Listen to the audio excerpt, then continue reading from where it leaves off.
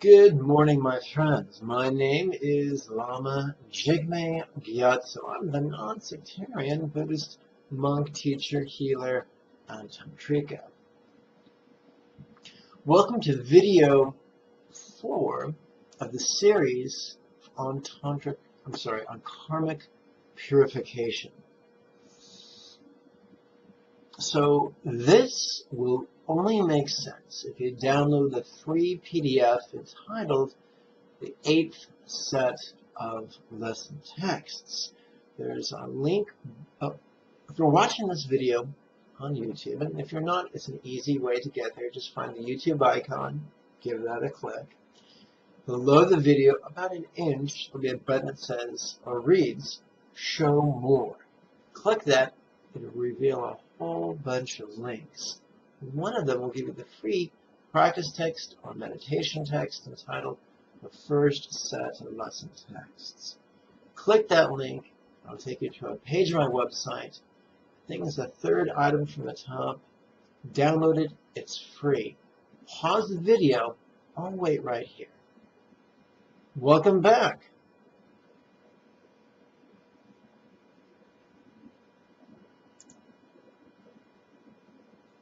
Getting my text in a row. Won't you join me on page 27?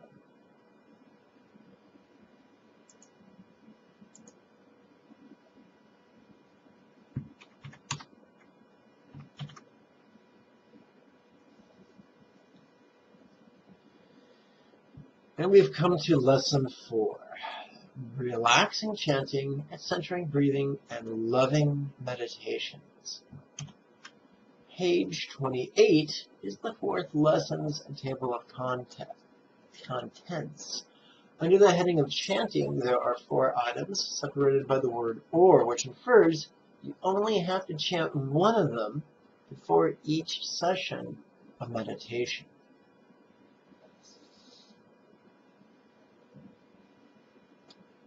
Below that, under the heading of meditation, there are 4 choices. The first 2 are followed by the word and, which infers that the centering and the breathing are mandatory. The conventional and ultimate meditations are separated by the word or, which infers just choose one of them. Below that, we have the heading Karmic Investing.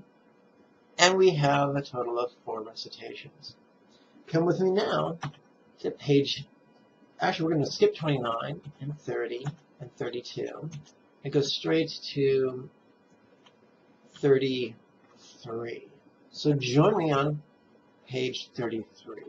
The heading reads, Relax. Before I chant it, I'm just going to take a moment to read it to you.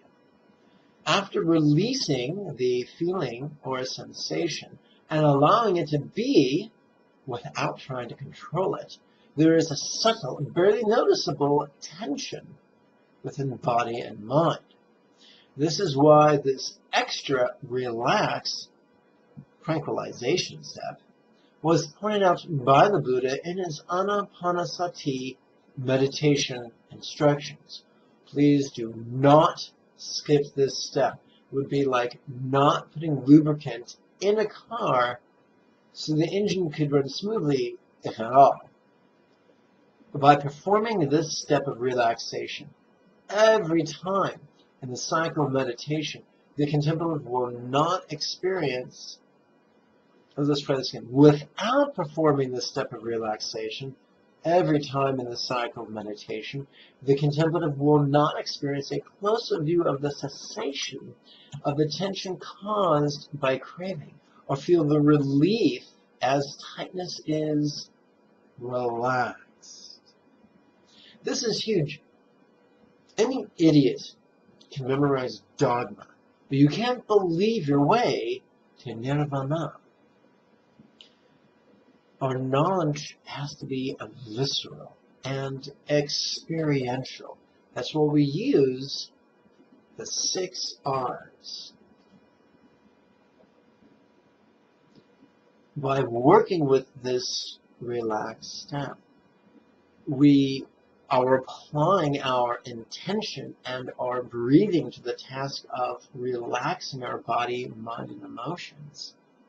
And we notice an effect. And consequently, we experience interdependence, interconnection. We may sometimes fear separation, but interdependence reminds us that we're not separate. Separation is just an illusion, as non-graspable as a bunny rabbit with horns. Experiencing the cessation of our physical, emotional, or intellectual tension, even just a little bit, shows us change, shows us impermanence. Things may be bad, but bad things never last forever. No, this isn't something to believe. It's something to experience viscerally through the cunning use of these exercises. So mind's distractions do not have to be a hindrance. They can actually help us upon enlightenment's path through the cunning use of the 6 R's. Note that craving always first manifests as a tightness or tension in both one's body and mind. Page 34. One has a momentary opportunity to see and experience the true nature of tightness and dukkha, suffering, as well as the relief that comes from its cessation. By performing the release and relaxed steps, notice the relief. Mindfulness moves on with a recollection to a smile that we'll explore deeper in the next lesson. Now return with me to page 33 and let's apply the triplet chant.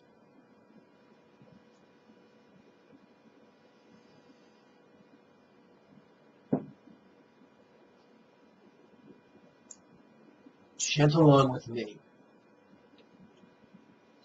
After releasing the feeling or sensation and allowing it to be without trying to control it, there is a subtle, barely noticeable tension within body and mind.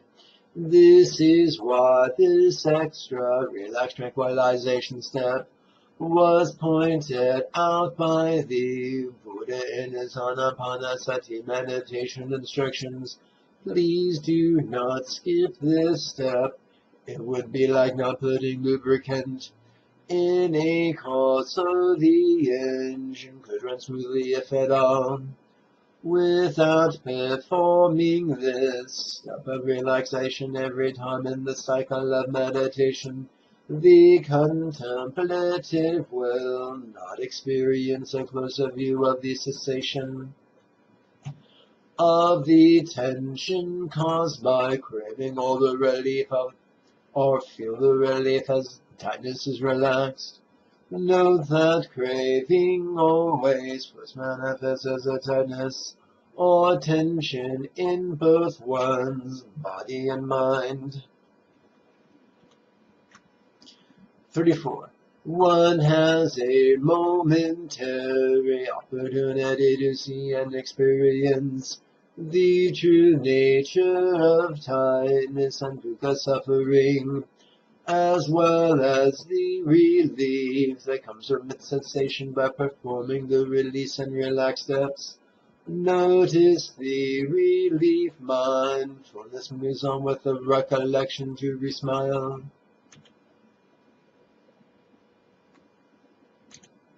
Please join me now on page 36. Now, this fingering I'm going to show you is review. If you don't remember it, it's because you haven't watched the previous videos or you haven't been doing your homework, and that's just foolish. You gotta do your homework once every morning, once every evening. Twice a day, every day.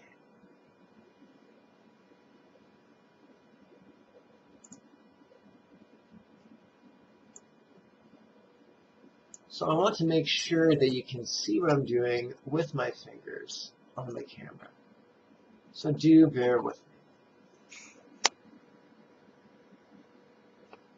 me. Left hand in lap. This is my lap, but I want you to see it on the screen. Right hand in left. Touch. Oh, by the way, touch the tip of the left thumb to the first crease at the bottom of the left ring finger. Right hand on top. Tip of the right thumb to the base of the right little finger. Grin to lungs, releasing.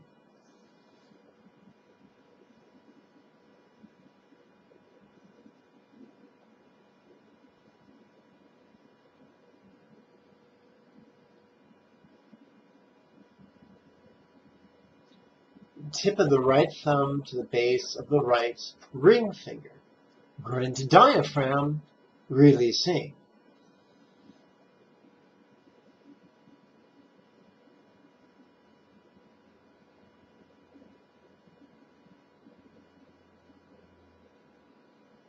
Tip of the right thumb to the base of the right middle finger. Grin to bowels, releasing.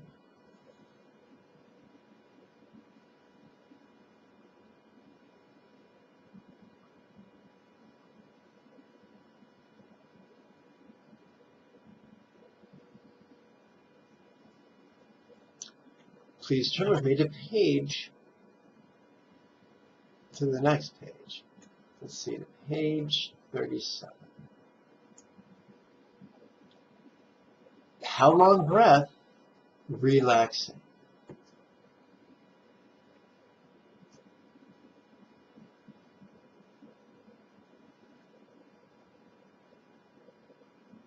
And of course, we're counting on our right index finger.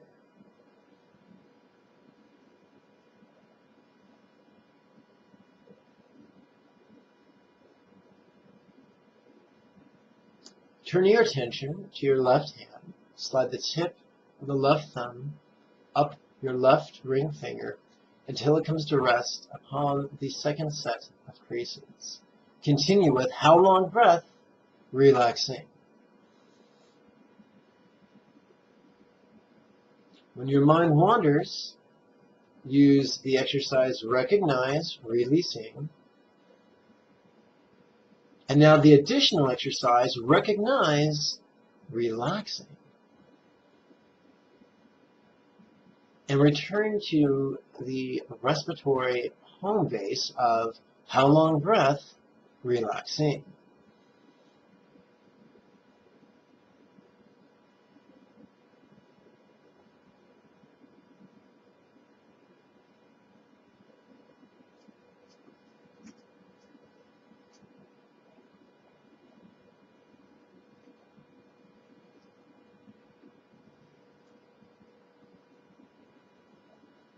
Recognize, releasing.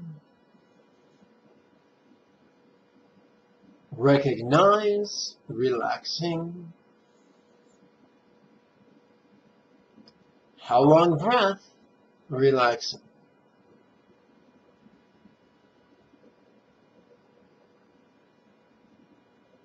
Recognize, releasing. Recognize, relaxing. Tip of left thumb climbs up the right ring finger to the third set of creases. Right thumb returns to the right little finger. How long breath, relaxing.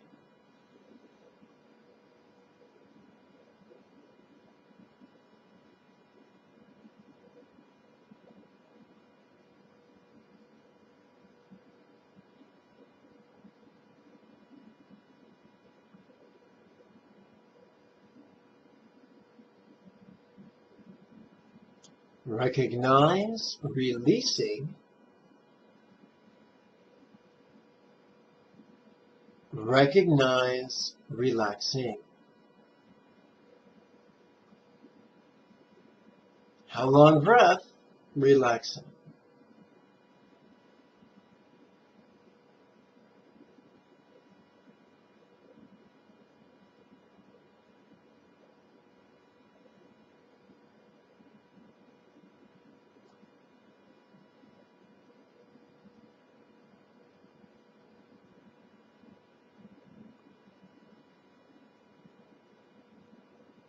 Now we come to page 38.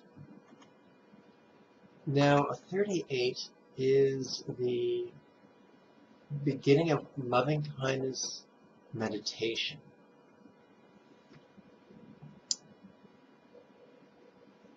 Below the heading reads the word conventional. Conventional needs are our common needs, such as health and success and wealth and perhaps a love match and anything else you can think of, especially if it's one syllable long. Success can be shortened down to the word win, by the way, if you want to use one syllable. Now move with me, please, to page 39. Again, at the top it reads loving kindness, or metta, which is the Pali word. You scroll down and we see the word ultimate. Our ultimate needs are our spiritual needs, such as wisdom and love and peace and joy. And yes, wisdom can be reduced to one syllable by calling it wise. Now we'll notice that within the brackets we have an elective, wisdom, love, peace, joy, or whatever we can think of that's one syllable. And the next phrase is to me. So we're sending these, and our intention is that we experience greater wisdom. Why are we doing this? I'll tell you why. We're all naturally born narcissistic. We're all naturally born self-centered. It's tragic if we remain self-centered. But it's also equally tragic if we ignore our self-centered tendencies, deny them and repress them or suppress them. So if one extreme is repressing our self-centeredness, and the other extreme is indulging it, what is the happy medium? Harnessing it. Love is greed. It says, there's something positive, I want it for myself. We want it for ourselves, that's selfishness. We want it for one other person, that's a little bit of love. We want it for a group of people, that's more love. We want it for the entire planet, and that's global love. When we want it for the entire universe, that's universal love. So one of the great ironies on the spiritual path is that we're able to take something as venal, as greed, and transform it into universal love. And we get there in baby steps. And we start with love of ourselves. We don't do this as a final destination. We do this as a stepping stone to greater and greater love. I'm reminded of the wonderful line from The Devil's Advocate when Al Pacino's character says, "Ah, self-love. It's a natural opiate, Kevin." So, we're going to do that right now. And we already spend time figuring out what we don't want. You know, I don't want foolishness. I don't want misfortune. I don't want disease. I don't want to be laughed at. Blah, blah, blah, blah, blah. Instead, we're going to use some mental energy to decide what we desire, which is remarkably more positive than fear. So let's start with wisdom. Wisdom, to me, relaxing. And we're going to do this for 12 breaths. Now, remember, 12 breaths is one hand, or one right hand in this case. And we've run out of creases on our left ring finger. So now we're going to begin counting sets of 12 breaths on our right little finger. Now you could ask, well, why did we start on our ring finger? It looks like I'm flicking you off, doesn't it? Why we start with our ring finger? Glad you asked. The pinky corresponds to our pelvic cavity. The ring corresponds to our abdominal cavity. The middle finger corresponds to our pleural cavity. And the index finger corresponds to our head. So why do we begin with our abdominal finger? Because it's ideal for centering. And remember, the first set of 3 exercises are called centering. We continue with the ring finger because remember, Buddha has us put our hands in our lap, which automatically brings energy to our abdomen. So counting with our ring finger, counting sets upon our left ring finger, just helps us stay in harmony. Now that we've spent 36 breaths in the abdomen, it's time to move down into the pelvic center, which is ideal for manifesting. If you're a girl, it's where you keep your G-spot. If you're a boy, it's where you keep the prostate. And in the Buddhist Tantra tradition, it's where we keep the root chakra. In fact, the root chakra is part and parcel of the female G-spot or the male prostate.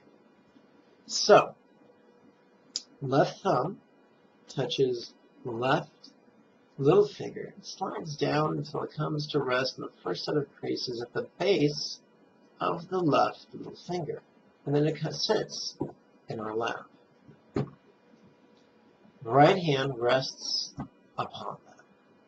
And we begin counting with our right thumb at our right pinky. Wisdom to me, relaxing.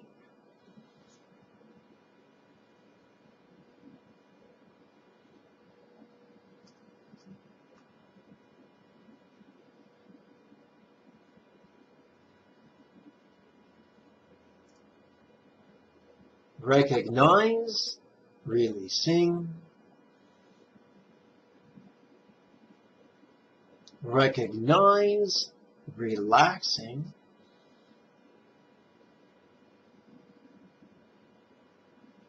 Wisdom to me, relaxing.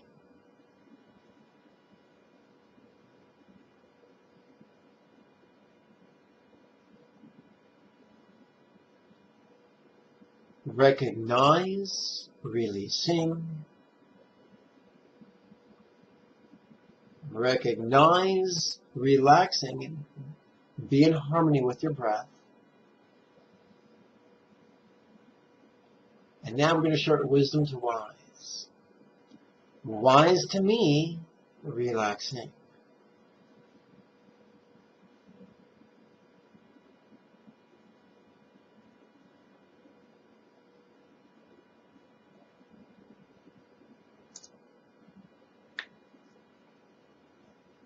Today's meditation is approximately 1 minute and 20 seconds longer than last week's meditation.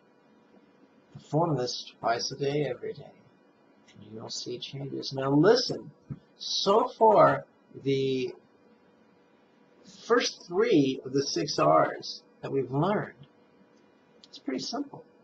It's just recognize and release. Repeat, recognize again, and then just relax. 1, 2, 3. That seems really simple, but recognizing the fact that our mind has just jumped off of the home base, intending to release it, intending to relax it, reminds us that the separateness is a non-graspable myth because everything's dependent. It reminds us that permanence is a non-graspable illusion because everything changes. And the idea that we are remotely independent of other factors and unchanging is also an ungraspable myth because everything about us, our thoughts, our feelings, our awareness, is always being affected and always changing.